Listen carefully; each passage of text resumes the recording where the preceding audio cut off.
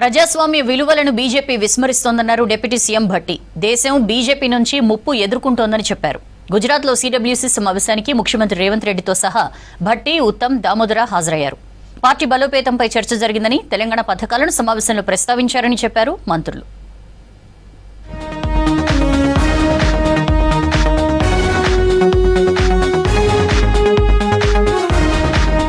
గుజరాత్ అహ్మదాబాద్ లో జరుగుతున్న సీడబ్ల్యూసీ విస్తృత స్థాయి సమావేశానికి ముఖ్యమంత్రి రేవంత్ రెడ్డి హాజరయ్యారు. తెలంగాణ నుంచి బట్టి విక్రమార్క, ఉత్తమ్, దామోదర, మహేష్ కుమార్ గౌడ్ సమావేశంలో పాల్గొన్నారు. పార్టీ బలోపేతంపై సుదీర్ఘ చర్చ జరిగిందన్నారు రాష్ట్ర నేతలు.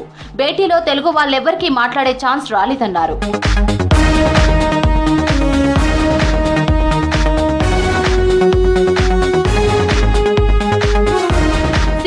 సమావేశం తర్వాత సాయంత్రం శబర్మతి ఆశ్రమాన్ని సందర్శించారు ముఖ్యమంత్రి రేవంత్ రెడ్డి. గాంధీజీకి నివాళులర్పించారు. దేశ స్వాతంత్ర్యం కోసం ఆయన చేసిన సేవలను గుర్తు చేసుకున్నారు.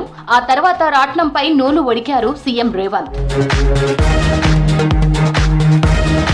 గాంధీ సిద్ధాంతాలపై కాంగ్రెస్ పనిచేస్తుందన్నారు deputy CM Bhatti Vikramarka.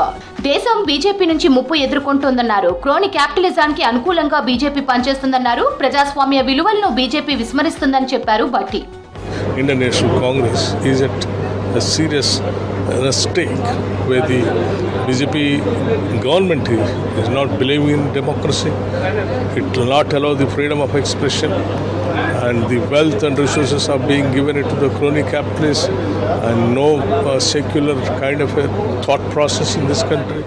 Party నిర్మాణంపై సీడబ్ల్యూసీలో ప్రధాన చర్చ జరిగిందని చెప్పారు పొన్నం. బలహీన వర్గాలకు న్యాయం జరగాలంటే వాళ్ళ లెక్కలు తెలవాలని కాంగ్రెస్ పార్టీ మొదటి నుంచి చెప్తోందని చెప్పారు. బలహీన వర్గాలకు న్యాయం జరగాలని రాహుల్ దేశవ్యాప్త పాదయాత్ర చేశారన్నారు. పూర్తిగా పార్లమెంట్ సాక్షిగా దేశ హోంశాఖ మార్చిని అవమానపరిచే పరిస్థితి, రాజ్యాంగానికి ఇబ్బంది కలిగే పరిస్థితుల వల్ల రాజ్యాంగాన్ని రక్షించుకోవడానికి జై బాబు, జై భీమ్, జై సంవిధాన్ పేరు అయితే కార్యక్రమాలు జరుగుతున్నాయో ప్రజాస్వామ్య రక్షణకు సంబంధించి ప్రతి భారత పౌరుడు భాగస్వామ్యం కావాలని రాహుల్ గాంధీ గారు పిలుపునిస్తా ఉన్నారు.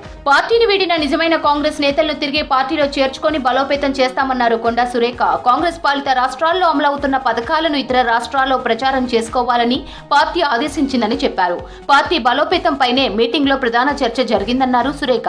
ఎవరు కూడా కాంగ్రెస్ పార్టీ వాళ్ళు, కరెక్ట్ కాంగ్రెస్ వాళ్ళు అన్నవాళ్ళు కాంగ్రెస్ని ఇంకా స్ట్రెంథన్ చేయడానికి వాళ్ళు పనిచేస్తారు తప్పితే పక్కకి వెళ్ళడానికి ఎవరు పనిచేయలేదు. ఓటు బ్యాంక్ అనేది కాంగ్రెస్కి ఎప్పుడు కూడా ఉంటుంది. ఆ ఓటు బ్యాంకులో ఉన్న వాళ్ళు ఇంకా మన పాత వాళ్ళు ఎవరైనా బయటకు వెళ్ళిన వాళ్ళు కానీ, లేకపోతే బయట పార్టీలలో కొంత వాళ్ళు ఇమ్మడలేకపోయినటువంటి వాళ్ళు కానీ. తెలంగాణలో సబ్ రిజిస్ట్రార్ కార్యాలయాల్లో స్లాట్ బుకింగ్ విధానాన్ని రాష్ట్ర ప్రభుత్వం తీసుకొచ్చింది.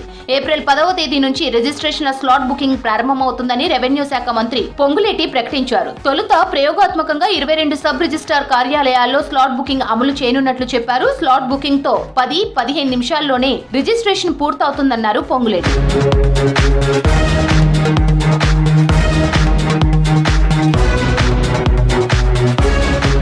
రాష్ట్రంలోని విశ్వవిద్యాలయాల్లో 1061 అసిస్టెంట్ ప్రొఫెసర్ల భర్తీకి గైడ్లైన్స్ రిలీజ్ చేశామన్నారు సీఎం రేవంత్ రెడ్డి.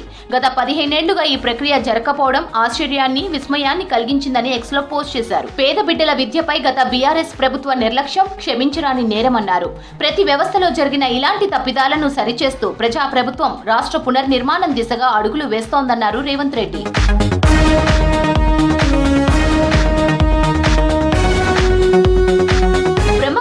గ్లోబల్ సెంటర్ల చీఫ్ అడ్మినిస్ట్రేటివ్ హెడ్ దాదీరతన్ మోహినీజీ మృతి పట్ల తీవ్ర దిగ్భ్రాంతి వ్యక్తం చేశారు సీఎం రేవంత్ రెడ్డి. ఆమె జీవితం ఆదర్శప్రాయమని చెప్పారు.